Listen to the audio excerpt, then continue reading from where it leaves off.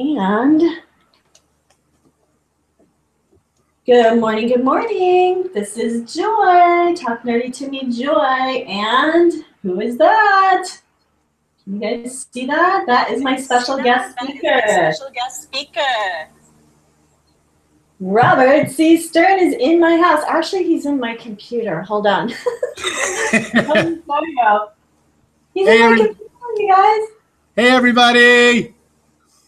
Okay, so let's do a quick sound check as we're getting set up here. Can you guys hear us okay? Robert, say something. Testing, 1, 2, 3, 4, 5, 4, 3, 2, 1. Give us a yes if you can hear us.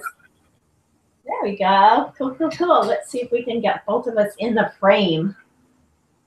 Someday we'll have a widescreen format here, landscape. That's coming, I hear. So awesome. Maybe it's coming. Maybe, yeah. Well, I talked to the designer the other day of the hearts, Robert. So I got some cool inside scoops. But anyways, yes. So we just had a question, Robert. What are we using? We are using a platform called Google Hangouts.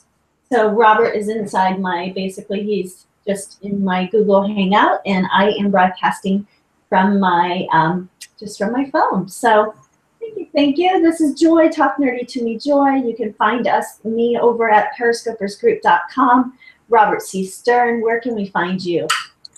Oh, God, everywhere. People think I never sleep. I'm always on. I'm always somewhere. Obviously at Robert C. Stern on Periscope and Twitter is always the best way to get a hold of me, or on my Facebook page, The Social Leader. There you go. So today first of all, thank you. Thank you for adding us in as your followers and following us on Periscope. Robert and I, just a little backstory. Robert and I met most recently, and we met on Periscope. I had been following Robert and really loving, hey, Kevin. I had been following Robert and kind of admiring him from a distance for his Periscope tips. So I was like, oh my gosh, I got to get to know this guy because he's nerdy like me, and he likes to share, he likes to give value. And those are the people you want to find on Periscope and the people that you want to follow. So make sure that you follow this amazing man, Robert C. Stern. If you're not following him already, make sure you follow him, because every day he's going to come at you and give you tons of value. So last week I reached out to Robert and I said, hey, I want to test a theory on Periscope. And it was the 500 heart theory that you have to someone had said basically that you can just stay on and give unlimited hearts and they all count. Well, Robert and I put that to the test and actually dispelled that myth. You actually do have to jump off and jump back in if you want to give the broadcaster more than 500 hearts. So that was kind of fun. We got to do that on private messaging on Periscope, and we got to figure it all out, and then we went live with the Periscope and actually tested that myth. So that's the kind of things we do. We bring you value every single day. So today I just wanted to have a conversation with Robert. You'll see mostly Robert on the screen, but I'll be asking some questions and giving you some tips as well along the way. But I just want to pick Robert's brain. I mean, how often do you get a chance to sit in a room with a guy like this and just get knowledge? So someone said, yes, it was said alive by Periscope people, 500. So yeah, you can give 500 hearts towards broadcaster to count, and then if you want to give more than 500 hearts, you just hop off the broadcast and hop back in. So that's the way to do that. Make sure that you do swipe and share if you think that this content is going to be of value to your followers, and I can guarantee it will be, because we've got this amazing man on that we're going to talk to here. So again, I'm Joy with Get Social with Joy. You can find our large group. We have an amazing group of Periscopers, and all we do is support each other on Periscope. Called periscopersgroup.com. So without any further ado, I am going to just put Robert on the screen. And if you guys have questions, I'm going to also be on my iPad so I can be fielding questions as well as asking. So I'm getting pretty good at multitasking. Hold on one second. Okay, Robert. So Robert, I want to know a little bit about your backstory. Like, how did you discover Periscope? Well, I heard of Periscope Let's make it short because somebody said they might not have been able to hear me. So I'm just looking at the scope and I'm making sure they can still hear me. Okay. Yeah, let us know if you can hear Robert. Okay. So I actually heard when Twitter bought them back in the December, January time for the obscure number of, just about $100 million. And I'm like, wow, how does somebody pay that kind of money for an app that hasn't even been released yet? So I'm like, something's going to be about this. So obviously, live streaming is not new. It's always been out there with Ustream. And, the whole thing was you had to carry your laptop around and, you had to do all the other stuff. So it kind of, the anticipation of waiting for it to be released, not knowing when it was going to be released. And then Meerkat came out first. And then Periscope came out 2 weeks later. So obviously the day it came out, I got notified. I had already a stimulator through Google to anything with Periscope name. So it hit the app, and it was like I think it came out at 5 in the morning, and at 8:05 I was on it and trying to learn about it and see what it was, and I was probably hooked at about 8:07. 2 minutes afterwards going, oh my God, this is going to be huge. So you knew that was something that we hadn't seen before. It's unlike Facebook, it's unlike Instagram, it's unlike YouTube, right? It's like I said, live streaming's been around, but you had to carry your laptop, you had to carry the camera, you had to carry all this stuff with you. The fact that you have a TV station sitting in the palm of your hand and you are now the owner of that TV station, you didn't have to pay the $50 billion like Oprah Winfrey to start the OWN network. Now we have the Joy network, and it was free, and you get to determine your own programming, when you want to show things, when you want to do things. I mean, it was a no-brainer to me. Yeah, the point of entry, the on-ramp is so easy with Periscope, isn't it? Oh, extremely. I mean, just type a title in and start talking. That's it. I mean, and it's, you don't need to overthink it. You just need to get on and do it, right? I mean, do you remember what was your first Periscope that you did? I actually did a parody of my reenactment. I did it 2 weeks ago on a Friday night, late night, the unplugged version. And I basically titled it that way. And what I did was, for the first minute, I just stared at the screen. And I stayed in character, and I'm just like, all right, what am I supposed to do now? Oh, there's a bubble that just came up. And, oh my God, where'd that heart come from? Because, there's no, any app that you download on a phone, I don't care if it's Android or the Windows phone or the iOS phone or anything, they don't give you instructions. No. It's not like you buy a game at the Toys R Us or the store and you got the little instruction booklet in there, the 3 pages of how to play it and how to do it. Periscope, it's download it. It tells you it's a live streaming, see things around the world, blah, blah, blah, blah, blah. And that's it. They don't talk about type the title, start broadcast, read the bubbles, do this, you can give hearts. None of that is in there. No. So that first, few scopes, everybody's in the same boat. I mean, I was laughing when I saw Mary Smith and Kim Garst, their first scopes, because I'm on this thing now for 2.5 months, and they finally come on, because I'm sitting there going, all right, I see this huge opportunity. And here's Kim Garst, who's, 300,000 Twitter followers and, huge in my industry. And I look up to her and follow her. And I'm like, why isn't she on this? Right. Am I not looking at it the right way? And then all of a sudden she comes on and, it's like, whoa, she's doing the same thing I did the first time. Because it's like, hi, guys, I'm just trying to learn this. Yeah, I saw Shalene get on for the very first time, Shalene Johnson, the same thing, a huge follower on Instagram, close to 500,000 followers there, and just a huge, community.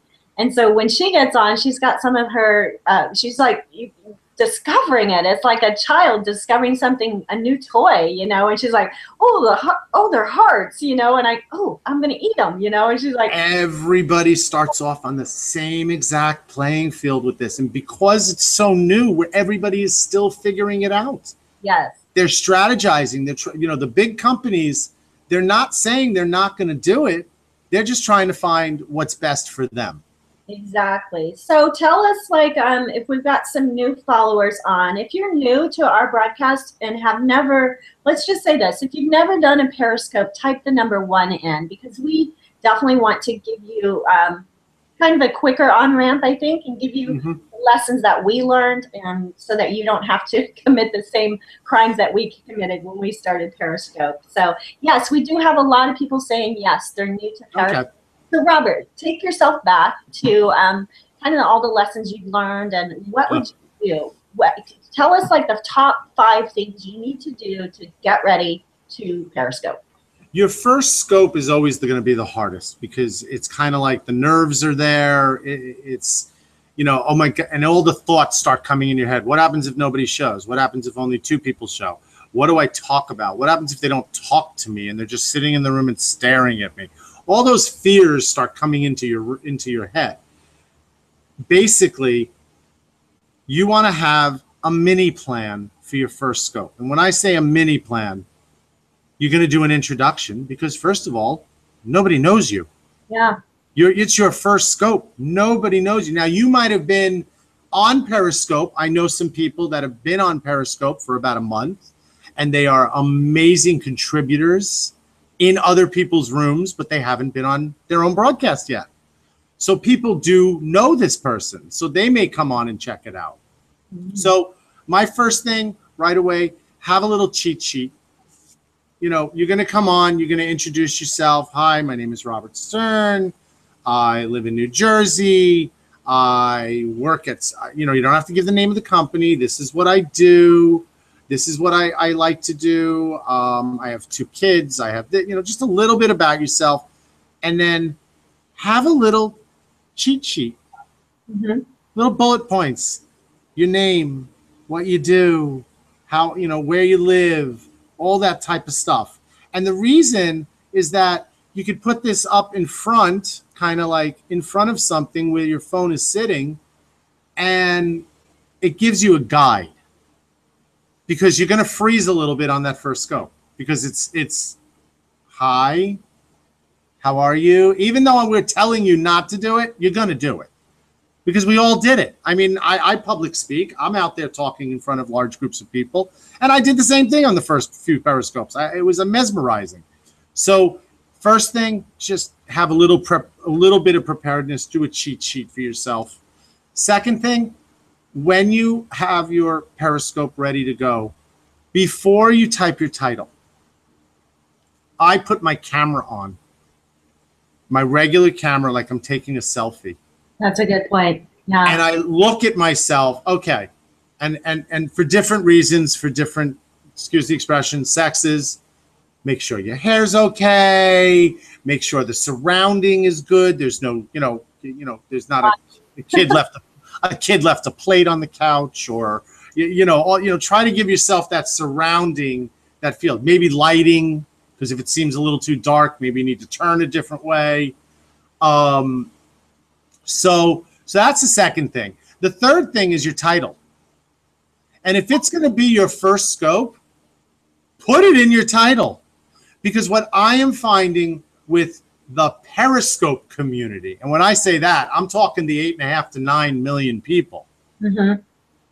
They will literally support you, because they love people coming on and finding out about people and finding out about you and what you do, because you might have something that can help them.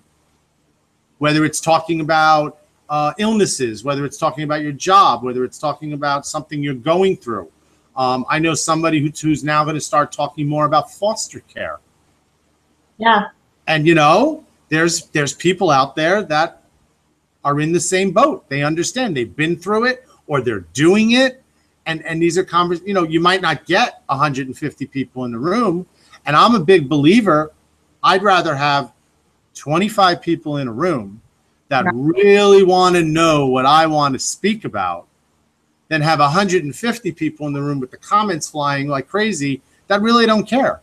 I agree. And I think the thing is, Robert, that you touched on is that when you do your first scope, be really, bring some humility and just say, hey, I'm doing my first scope. I'm really nervous. And people all of a sudden will become your biggest fans. All of a sudden you see people going, you got this. It's like you got this automatic like fan club online.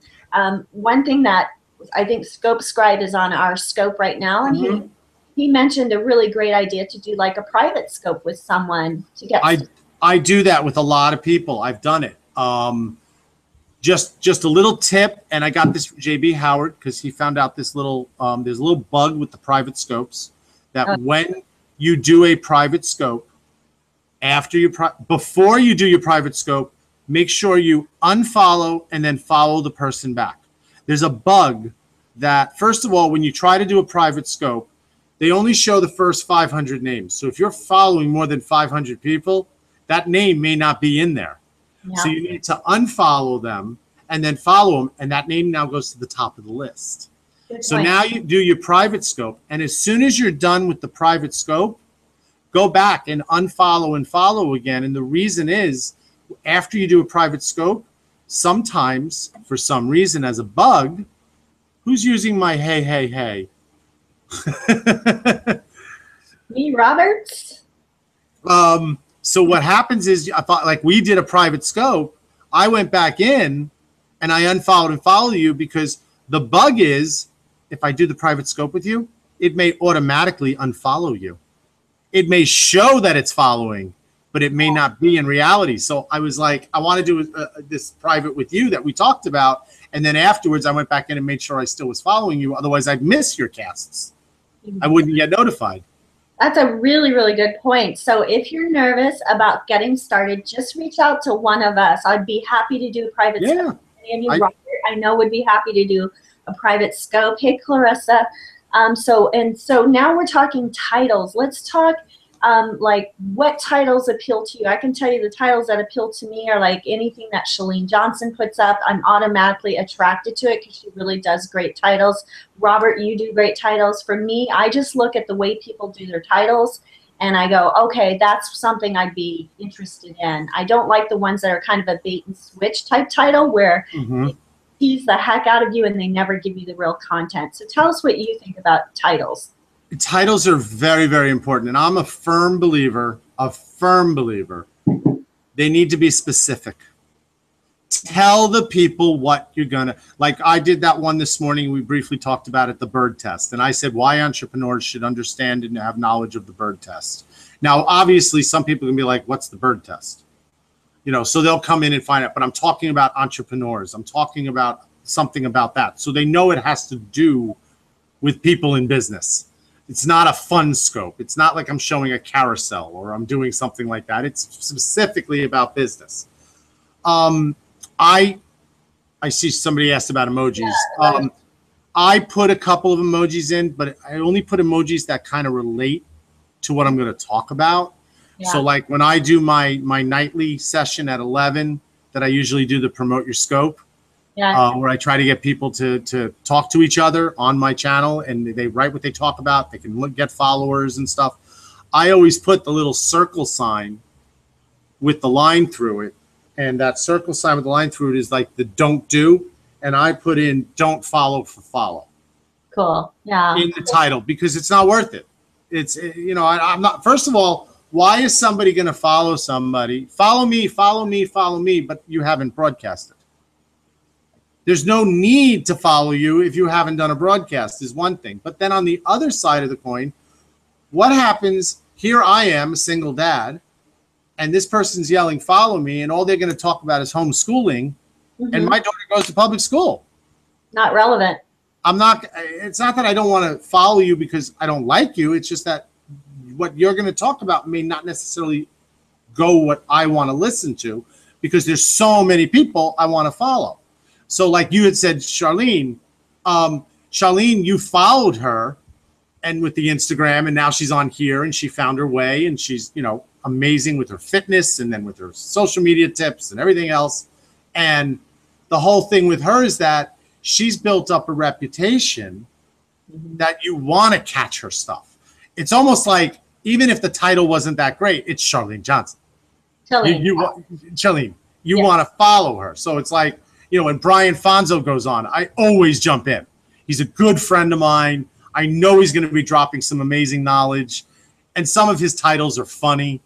So, but it's all relevant in the extent of, I'm a firm believer, make those titles relevant to what you're talking about. Like you said, don't do the bait. I've seen people just like OMG with the boom signs and the exclamation point, and that's their whole title. And it can be, you know, my first reaction, somebody said, oh my God, what happened? Right. And you go in and it's like, he's trying to get followers and he's trying to do this. And I'm like, oh, okay. And the first thing I'm doing, unfollow. I don't want to see that. So, but. On the titles, Robert, can we talk a little bit about hashtags? Oh, hashtags are very important to me. A lot of times that I do my business titles, I put in my hashtag. I have the hashtag The Social Leader. It's the name of my company. But sometimes I'll put a second hashtag in.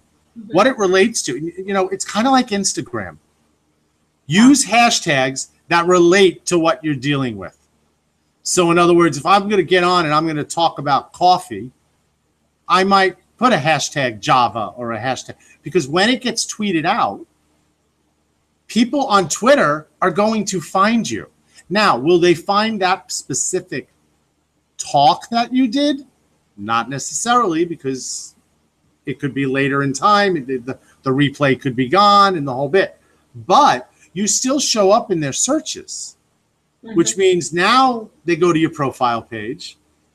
They're reading some of your tweets. They're seeing you're on Periscope because you're scoping.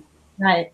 So by doing that, what happens is you become searchable in all these areas. So if I do a hashtag social media, boom, anybody who's looking at social media is going to find me. So one question we got, and I can answer this one, and maybe you have some thoughts on it. I always recommend no more than 2 to 3 hashtags on your titles, and put them towards the front, because they get truncated as they go to Twitter if you have a super long title. Obviously, you don't need to put the hashtag Periscope, because every time you tweet out your Periscope, it automatically adds that hashtag in. So you just need to have relevant hashtags, like you have The Social Leader, I have Talk Nerdy to Me Joy, and then I usually have one industry relevant or one content specific hashtag. I tend to, it depends on what my title is going to be, because I've noticed when you type something for a title, I think it's 74 characters it allows, or something to that extent, or in that range. Because first of all, I'm sorry, it was like 120, I'm sorry.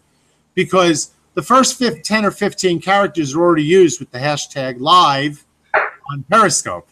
That's already in the tweet feed. So that gets minused from your 140 characters right away. Right. So, but I also try to keep my titles shorter, because, heck, I want people to retweet them.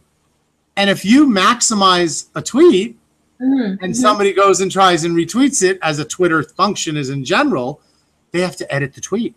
Oh, because it adds their... Yes. Gotcha. That's very, very, now that's a knowledge bomb right there. So when I tell people, when you're using Twitter as a general statement without Periscope, I'm telling them it's 140 characters. Your title should be no longer, I mean, tops 130. Yeah, I'd say like 100. You want to leave that room that as people retweet, their name goes in the front.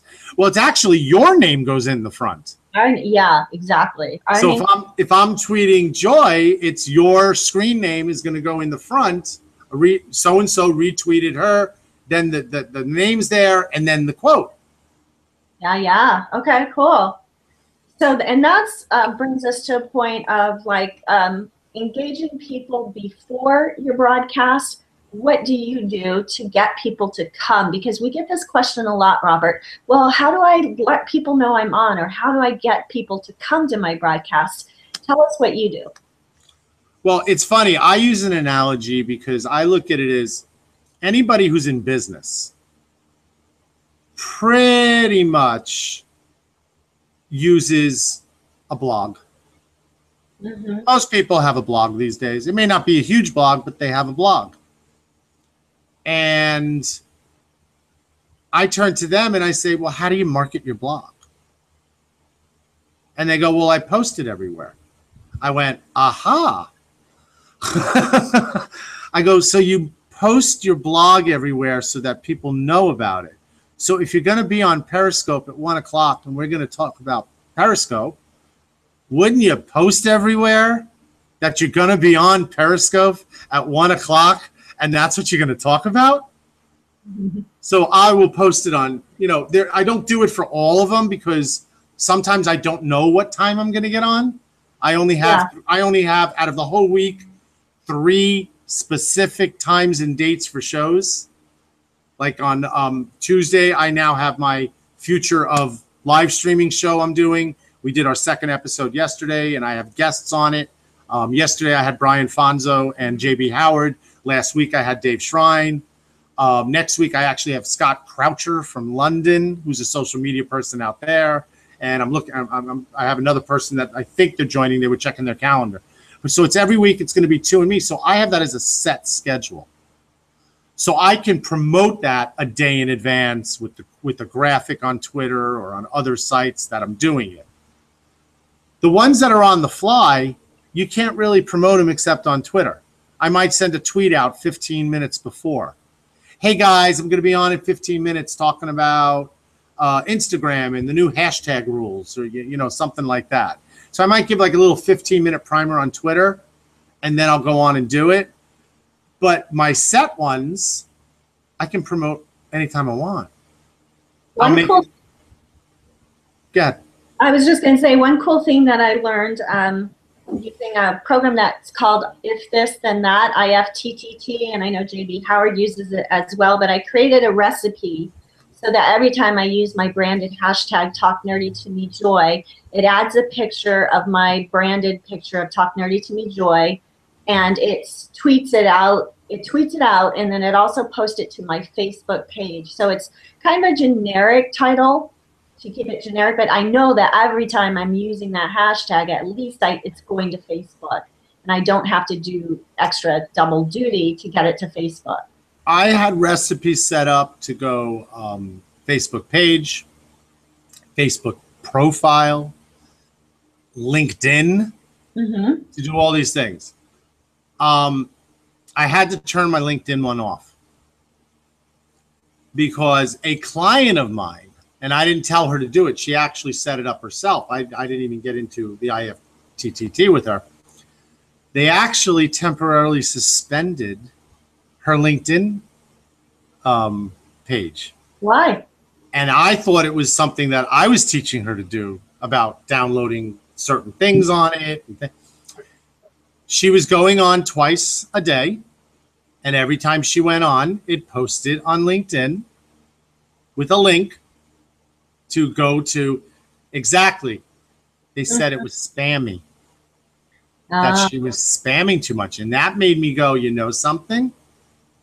If LinkedIn thinks that, what could Facebook start doing? Yeah. Because, and I'm not saying it as Facebook doesn't, they're very big about trying things not to be spammed and reporting people and things like that. But Facebook at some point in time is going to enter this realm. Oh, yeah. And think what they already have done with YouTube.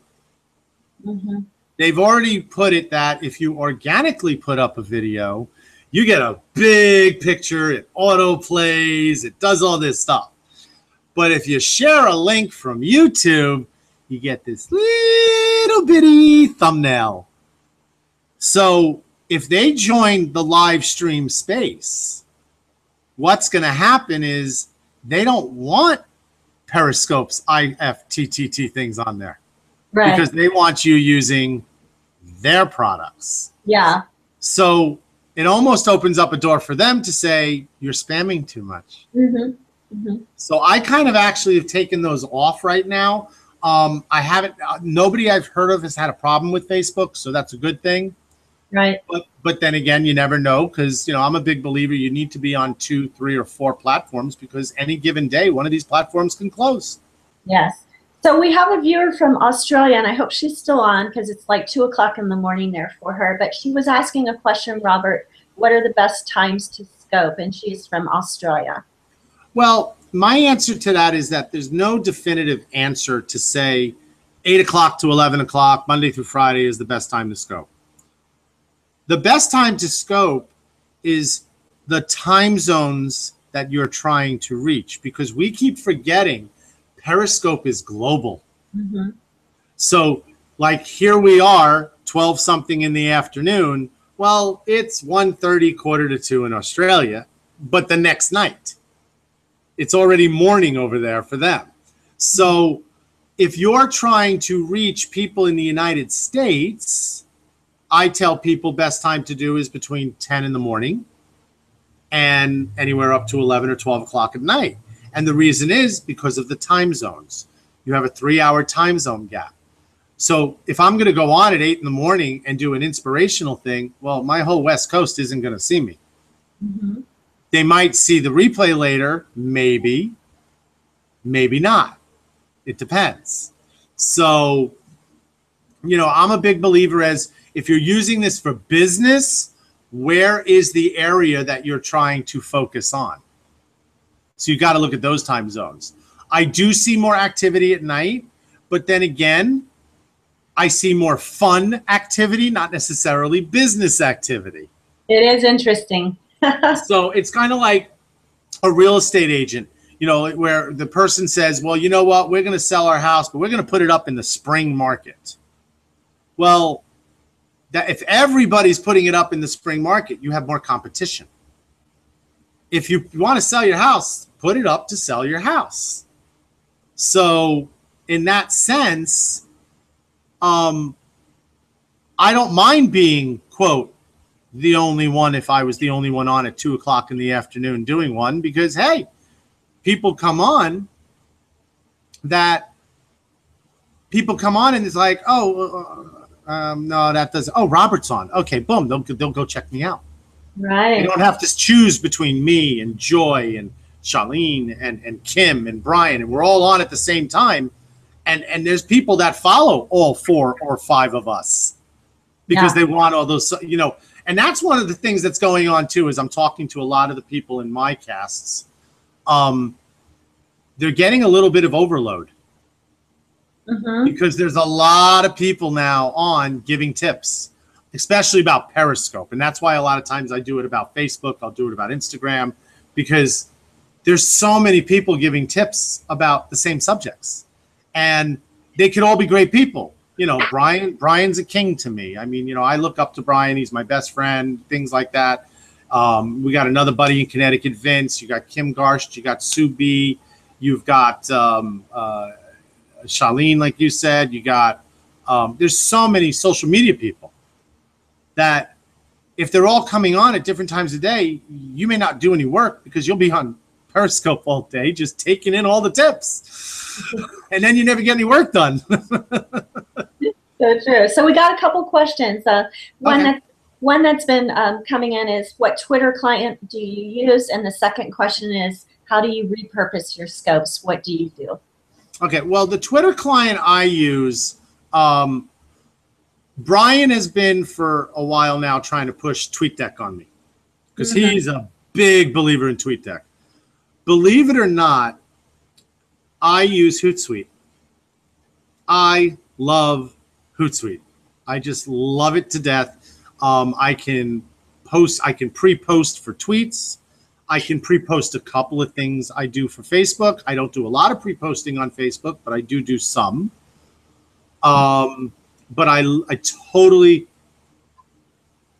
just saw somebody wrote they just updated, and I didn't know what they meant. If they meant Hootsuite or you meant Periscope.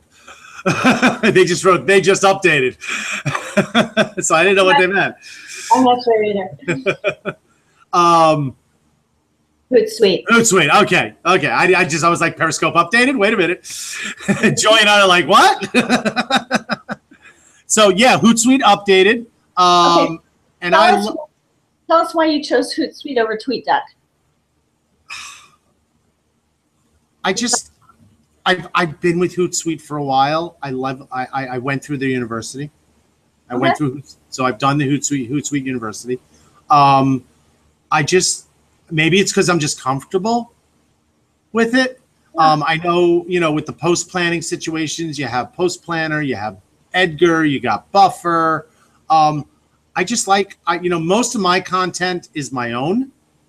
I know Buffer and Post Planner, they will help give you things that are viral type situations that have happened in the past, so they can give you extra stuff. I like to do my own things. I barely put up inspirational quotes anymore. Occasionally I do. Mm-hmm. Let me rephrase that. I put up inspirational quotes, but I'm starting to change the way I do it. I'm not necessarily doing it with pictures all the time, and I'm not doing it as a status update. I might do a 20-second video with the quote in it, because what I'm trying to do is not be part of the noise. Everybody puts up inspirational quotes. Everybody's putting up statuses about certain things. Well, if everybody's doing it, just like on Periscope, if everybody's giving Periscope tips, it gets to be overload, and you're just part of the noise. Same thing on Facebook. I mean, you turn on your Facebook and the timeline at 7:30 in the morning, and you scroll, and it's like 45 inspirational quotes going down the thing, and they're all the picture quotes that everybody steals off Google and everything else. Well, imagine if you took a video and put it on there and did your quote, you stand out. So the same thing goes on Periscope. Mm-hmm. Stand out. Try to be different. Try to be more about your own stuff. I mean, it's good to repeat things from other people and give them their credit, and then but explain what it means to you personally and bring it into more your situation. Right. And Nick Doug said, think differently. And I think, that's a good segue into really finding what your voice is and using that voice authentically on Periscope. It's no different than any other platform, really, is that you want to be authentic. Mm-hmm. You want to be yourself. You want to be real. If you were going to go get hired today and you were going to be a speaker at ABC conference in front of 150 people to talk about whatever you're going to talk about, well, the way you act up there, and it should be real and authentic, should be the same thing you're doing on your Periscope. Exactly. Let them get to know you. The faster they get to know you, the faster they start to trust you. They like you. They know your stuff. The faster you get to a possible sale if you're trying to do business. Yes. That's the bottom line. Try to be about your own stuff. Exactly. Thank you, Carrie. How's it going, Carrie? The other thing that I have been learning from you guys is that consistency is really key for building your followers. And what I mean by that, Robert, is you've got a show now. I know that I can come to you every Tuesday to tune in basically to the Robert C. Stern Show. You're going to have awesome guests on. So I think if you can find a niche that you like to speak to, whether it's, hosting a show on organic gardening or, whatever it is, find that, people will start to be you're going to attract like-minded people, obviously, and you're going to people are going to know, I'm going to go to Joy's show because she's always going to do Talk Nerdy to Me. She's going to have some really cool, nerdy, geeky people on, and I'm going to learn something every single time. So I think that helps as far as crafting out your voice and creating that space. Well, it's funny because, my first quote show, as a Periscope TV thing, was, believe it or not, was my top 10. I did that. Last Friday, I do it every Friday at 11. And last Friday was my 15th Friday in a row that I did a top 10. And I always do it at the same time. And it amazed me because it goes back to the whole idea, and you'll understand this, and anybody else with social media. The two main things on social media to build engagement and relationships, which is what the bottom line is all about social media, is your content and being consistent. Amen. So every Friday around 11 is the top 10. I start getting people on Thursday. What time's the top 10 tomorrow? I'm like, it's the same as it was last Friday. It's around 11 o'clock. You know, and I'll say it in a nice way. I'm not going to be a smart ass about it, but it's just they look for it now. Yeah. And the funny part was, 15 weeks ago, that when I started it, it was new to everybody, and I did this, and it was like, oh, how thankful, I got a kick. And then the next week I did it, and then I started getting into a routine, and then other people said, hey, these are the top 5 you should be watching, and here's the A-list I like. Other people started doing it, and it's great to do that because then I saw there's so many people doing lists now. I went, I got to up my game. I saw what you did last week. It was funny. So for those of you who missed my top 10 that might not, that know me or anything, we now have theme music. I have an opening theme music for the top 10, and it's hilarious. It's original. It was made just for my top 10, and it's hysterical. It's really, really hysterical. And so speaking of music, because my theme is Talk Nerdy to Me Joy, Robert, if you know someone that can create me a track that has Talk Nerdy to Me Joy, the guy I used, he's on Periscope. He charges for it, but you know what? He doesn't charge $500 for voiceover stuff. He charges like $147. Well, I want it to the tune of Jason Derulo's Talk Dirty to Me. So He'll do it. He'll do it. Okay, we'll DM after this. I'll give you his name. Follow him. It's hysterical. And that's the thing, like Robert said, there's lots of people doing it, but Robert's going to add his own spin. I'm going to add my own flavor to it, right? We're going to have different lists. We're going to, like my list will be people that are in my Periscopers group because I want to elevate those people that I think have done something, whether they have 5 followers and 50 hearts or they have 500,000 hearts. I don't care. It's about the people, right? Exactly. And the thing is also, I mean, we've said these names a couple of times. You're in the industry. I'm in the industry. Kim Garst, Brian Fonzo, Katie Lance, who's one of my best friends. I've known her 6 years now. I've known her forever. I love her. We collaborate. She's actually in San Francisco right now at the Inman Conference because she's going to be speaking over there for the real estates. So, I mean, I adore her. I love her. We talk almost every day on some form of medium between Voxer and Twitter and Facebook Messenger and email and texting. I never know when I'm going to hear from her next and where she's going to do that to me. But we're all in the same field. So prior to social media becoming more of a collaboration and more of live streaming and more of these things, technically, we're all in competition. Technically. We all work with companies to help social media or digital marketing and all those areas, but we all have a different personality. Exactly. And we all have a different way of doing things. And you know something? There are times Katie and I are on the opposite side of the fence about something. And it doesn't mean one's right or one's wrong. It's just a different opinion.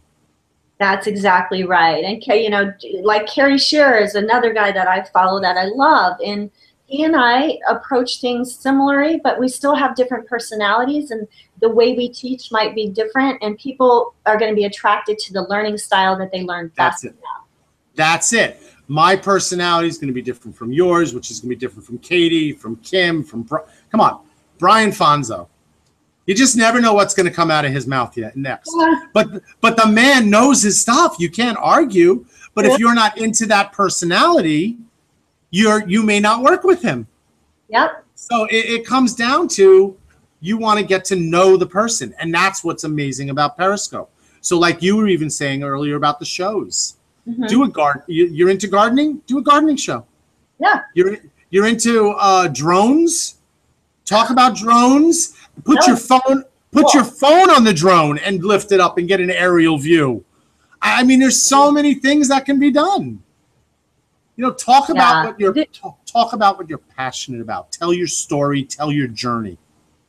Those are the And things. if you don't, yes, and I was just going to say, Robert, if people that are on our broadcast today don't know what they should scope about, please have them reach out to one of us, because I'm sure within 5 or 10 minutes of getting to know you or anyone else, we could figure out for them maybe 5 to 10 topics they can scope on. Oh, yeah. I've actually done scopes that way. Have you scoped yet, or you're stumped on what to talk about? Come on in and let's discuss. Yeah. You know, and it's just get ideas. And you know what that does? It's almost like a promote your scope. Because people say, I want to scope about airplanes. I do models. I said, so show how you do it. Show the delicacy of it. Show how the parts are made. What glues are better. What this. What. And they're like, oh my god. And then somebody's like, I love model planes. I'm going to follow you. And the thing I found, Robert, is like they are so into their whatever their niche is, they don't realize how valuable that content would be to someone else. They're like, really? You mean someone would really want to know how to do the model airplanes? And you're like, absolutely. There's a huge market for that. And guess what? It may not be the Grant Cardone get 1.2 thousand in the room. Right. But guess what? If you got 15, 20 people that are continuously, regularly coming into your room to talk to you about this stuff, that's pretty darn good. That's absolutely awesome. So we had a question that's more technical. They wanted to know what kind of phone, what kind of setup you would recommend, as far as like, I think someone had a Samsung and they were asking what they should have. Mobile device. Well, I mean, I'm an iPhone user. I did have a, I hate saying the word, before my iPhone, I was a BlackBerry person. I'm holding my Apple badge right now. I did have a BlackBerry before this, but I switched over and I went to iPhone. I never went back. It's my only it's my only product. Once you go Mac, you never go back. I have an HP laptop. I have a Windows tablet. I have the Surface 2 tablet, which I love. I have my daughter. I got her a tablet last year. And I still use it as an extra one just in case for me. It's a little LG mini tablet.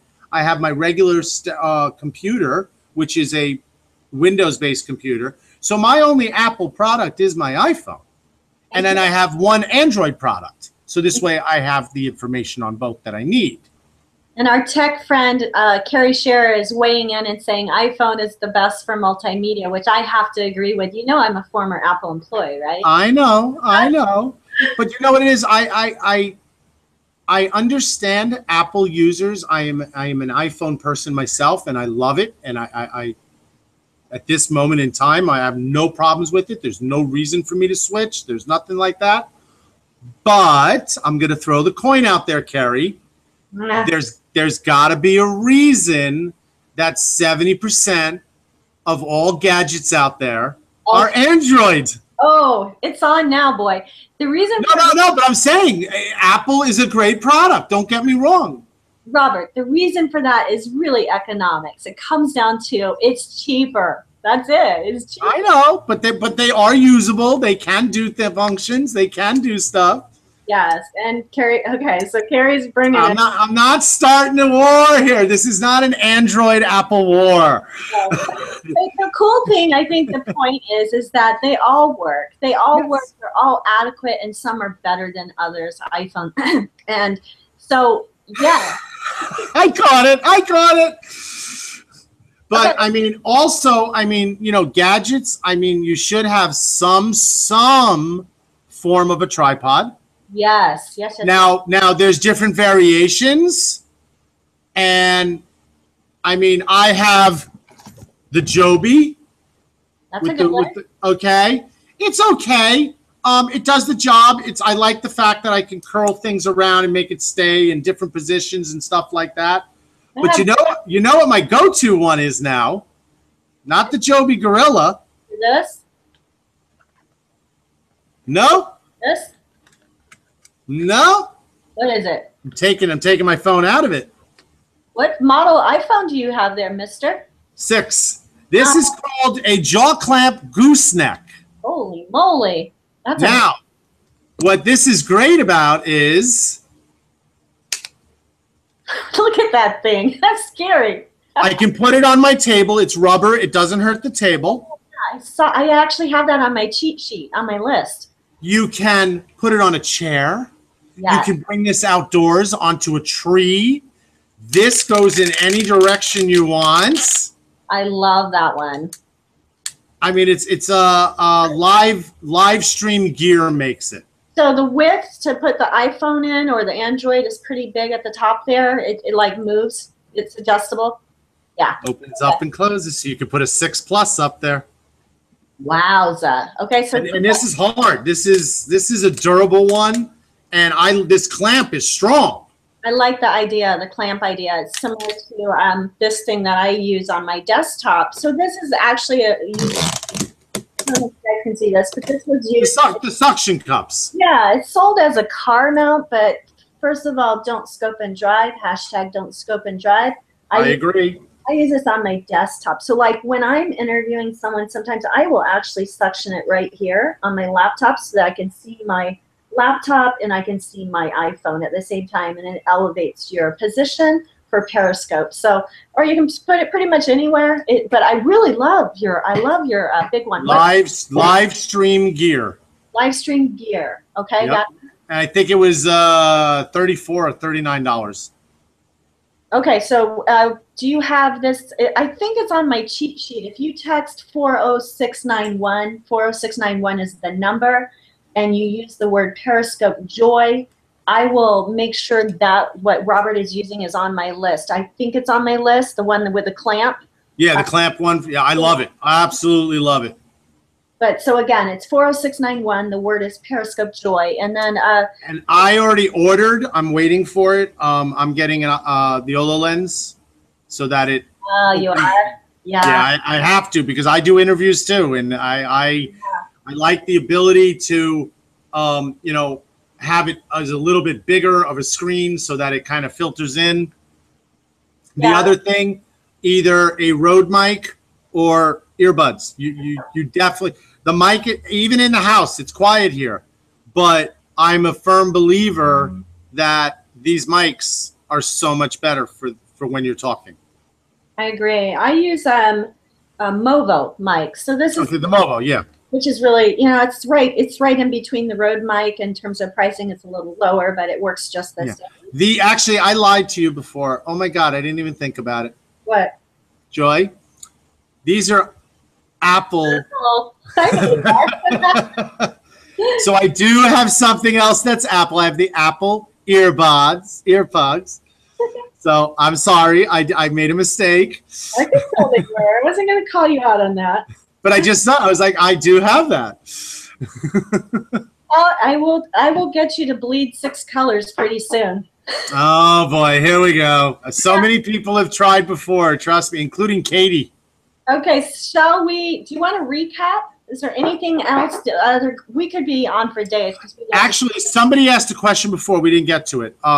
They asked about repurposing. Oh, repurposing, Clarissa. Yeah.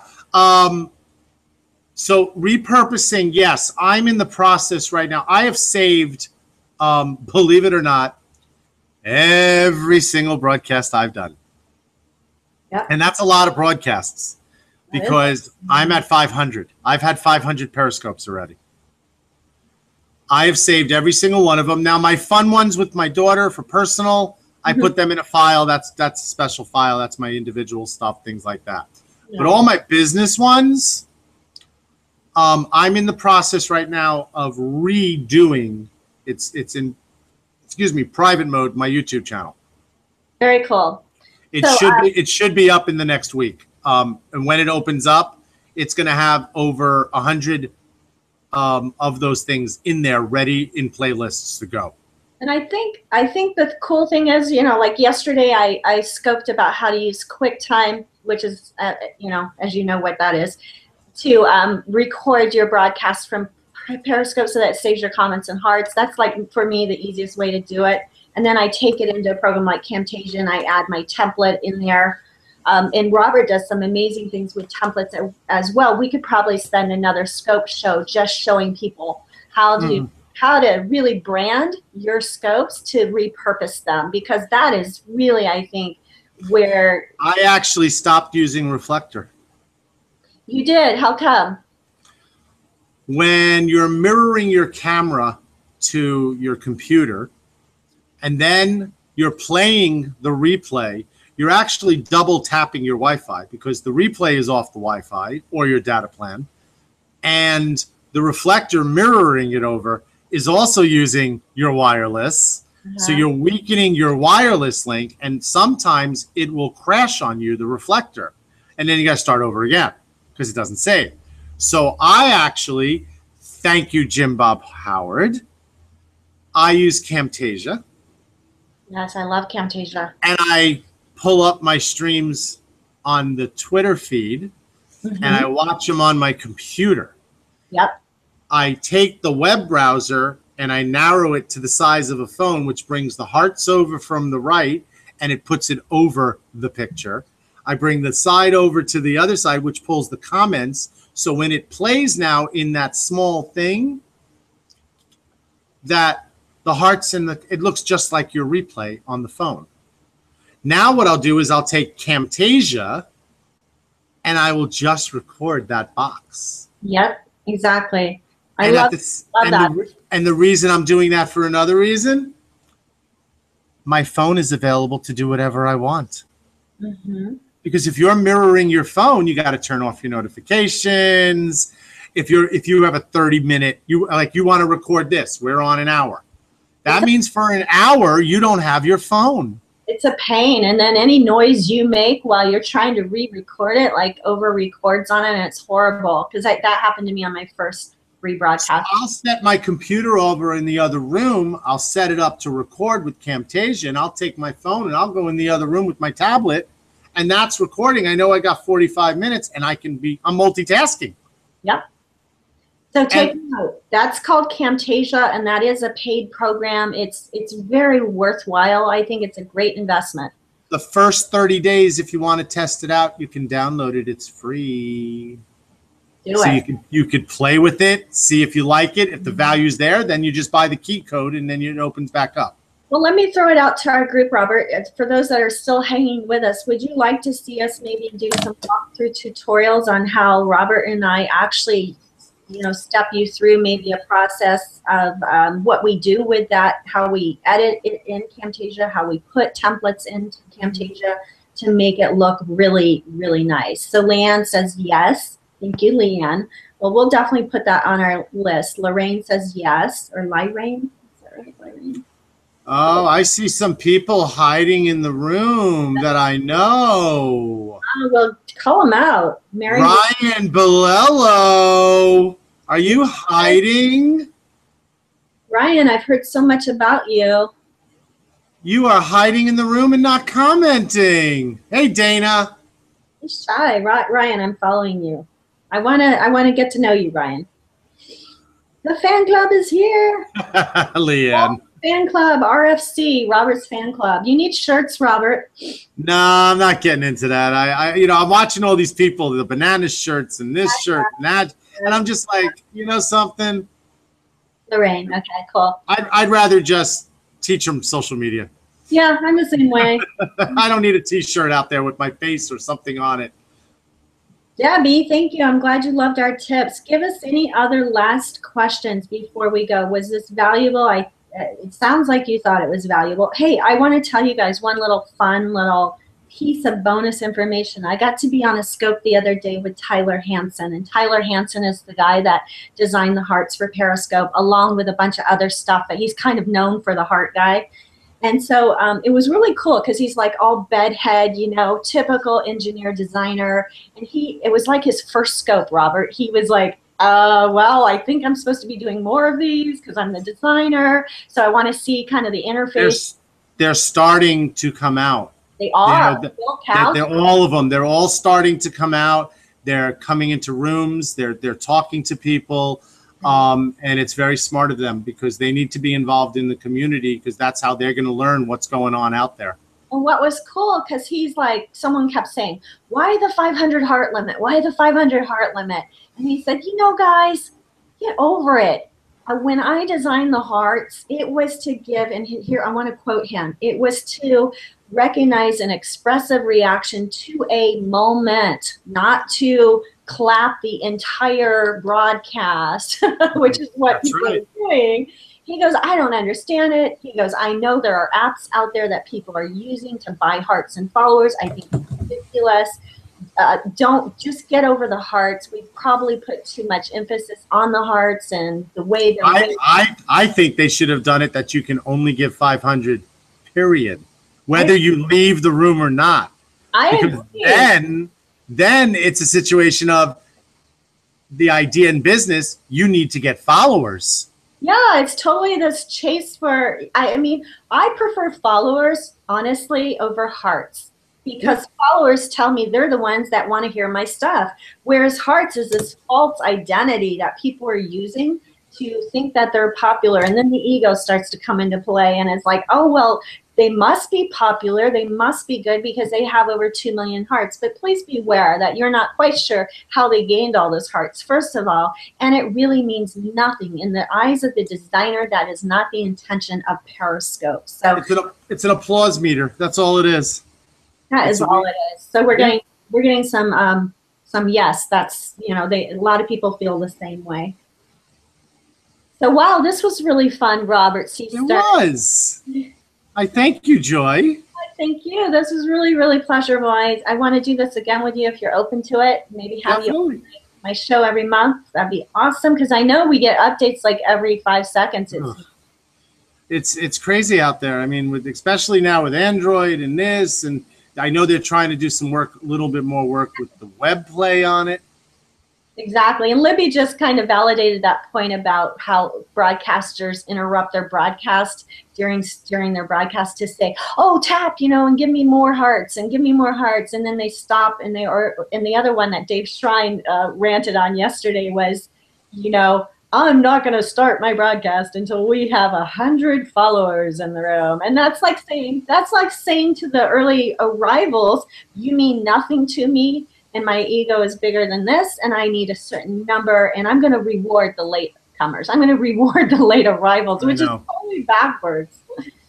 You know, people have lives outside of Periscope, and that's what some people have to remember too, because I know there's a few out there right now that are like, they do that where, you know, I'm not going to give out my information until I get a certain amount of followers, or, you know, listen, I'm only going to follow you if you're going to be a loyal follower, and I see you in my room at all my broadcasts with all my stuff. And I'm looking at them going, really? Wow. So in other words, I got an 8-year-old. So in other words, I'm supposed to drop what I do because you decide to go on? Really? And who has the time to monitor and audit that?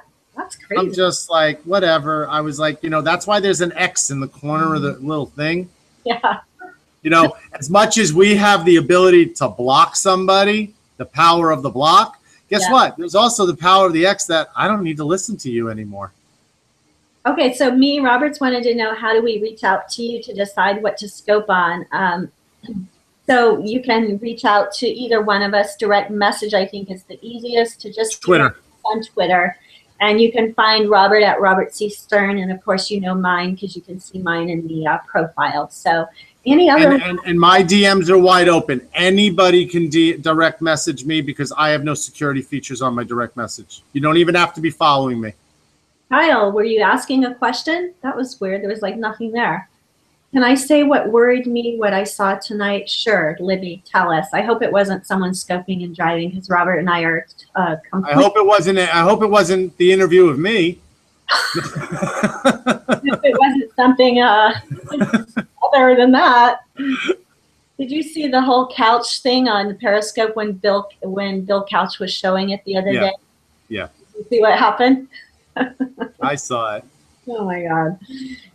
Okay, cool. Thanks, says me, Roberts. And then Cheryl Ann says, I want to say that this has been the best. Woo! Oh, thank you. Nice. Oh, yeah, I see where Libby's going. Oh, boy. I don't know about that. Listen. Wait, I thought there's like an age limit. Or she's talking about, she saw something. Okay. Okay, it says Q&A. She opened up. It's a 12-year-old. Yeah, there is an age limit. But what's stopping you to open up your Periscope and hand it to your kid? True. Or what's stopping a 12-year-old grabbing mom's phone when she's taking a nap and she goes on and does it and doesn't even tell her? the whole thing about children, listen, I have an 8.5-year-old, and many of the people that follow me know her, and they've seen her, but I won't allow her on by herself. I have to be on every single time. My locations is turned off with her. I actually don't even tweet out the titles anymore with her on them. Right. I keep it to that area. Now, granted, if people share it, if people do things, I can't stop that, but I do not let her on it alone. And what it boils down to, the individual parent, we don't have control. I can't tell somebody else, what can we do? My son is, I thought that was to me. That's why I wasn't sure. My son is a paramedic. I'm worried. I don't understand the question. I'm not sure. Can you clarify that, please? And someone was asking me how to get my tips, and I said direct message me with your email, and my autocorrect wasn't working very well, so it was doing some weird stuff. No, but I mean, the thing with kids, listen, it's just like any other educational type of situation. It starts with the parents. Absolutely. I mean, my daughter Raina, she knows she's not allowed on by herself. She says, "Can we Periscope? Can we Periscope?" She knows she does. She will never turn to me and say, "Can I Periscope?" Because she knows I'll never let it happen. Yeah. And I think, the ones that I've seen, Robert, with you out at the park with your daughter, I think those are really, really cool because you're showing that you're real, that you have a life. For women, I always recommend that you turn your location services off. I don't care where you're at because we've seen some really crazy things happen already with people abusing the system. There's always going to be those I tend to leave my location on when it's just me, or when we go to a festival, I'll put the location on because it's such a public place. But when we're in the house, I really don't put the location on. I agree. I'm trying to get the question again here. I missed it. It was from Libby. So be cognizant of where you're at when you turn location services on is the key. Make sure that you have great content, and if you don't know what to scope about, please reach out to Robert or I. We'd be happy to help you get started because we really are about building a community. Remember, we're still very, very new to Periscope. We all are. There's no experts on Periscope. We just all are learners, and some of us are have more time to learn than others. Oh, Libby's saying that her son is a paramedic, and he was scoping and had his location on. But I'm not sure where the question went because I'm trying to think, okay, your son is a paramedic. He scoped. He had the location on. And what happened?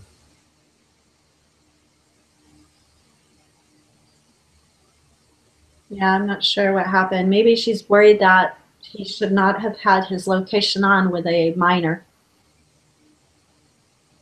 Well, he's a paramedic, so he's the adult. Exactly. Do you enable notification on all your devices? I see the question, me Roberts. Do I enable all the notifications? Right now, my notifications are off because I do have a ton of people I follow. And that gets annoying at times when I hear that little do-do-do-do-do. I feel like Woody Woodpecker sometimes because it just keeps going like 5 seconds. And it's like 14 times it went off. I'm going to be going through everybody, and I'll probably be using the new mute function where I can leave my notifications on, but I can mute people and I'll still be able to go back and see their stuff, but not necessarily live real quick. But there are a lot of people I'm following that I look back in the beginning month or 2 months that they even haven't done a broadcast yet. So I don't really need to be following them. So I'll mute them instead of just in case. Okay, so Libby said, yeah, the kid was on and my son told him to get off, etc. So yeah, I think that comes back to making sure that the adult is always being the adult. The adult is in charge of what media your children consuming on iOS, DSD is key. I mean, Raina is a social media junkie. I mean, my daughter, she's 8.5. She knows social media better than a lot of other people because she's listened. She knows about Instagram. She understands Facebook. She understands those things. But she also knows she's not allowed to have them until she's 13, 14, or 15 years old. So she does do them with me, but it's all under my name. Exactly. So again, just Be aware. Use your judgment. Any closing thoughts? If you haven't scoped, scope. Get out there, meet new people. You'll make amazing relationships with people. Absolutely. It's been really fun, Robert. Thank you so much. Not a problem. I thank you. I look forward to again doing it another time, and maybe one time we'll do it on my side. We'll do that. Sounds great. All right. Thank you. Take care. Bye-bye.